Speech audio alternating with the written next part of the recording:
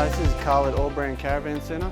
What we're doing today is we're removing and replacing a roof. Now this roof was under warranty. Jayco has sent it to us and the customer's had a few issues with his roof and his sock.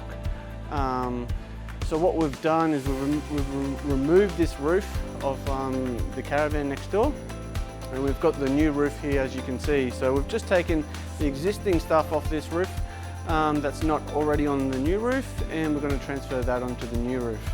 So this is our new roof here, and what we've done is we've relocated the wine guard, and we've also cut a hole out for the aircon as well. There's also a solar panel that needs to be fitted over there, and basically once this is all done, we'll lift this roof up and then we'll take it next door, and then we'll secure it back on top of the Jayco that's over there.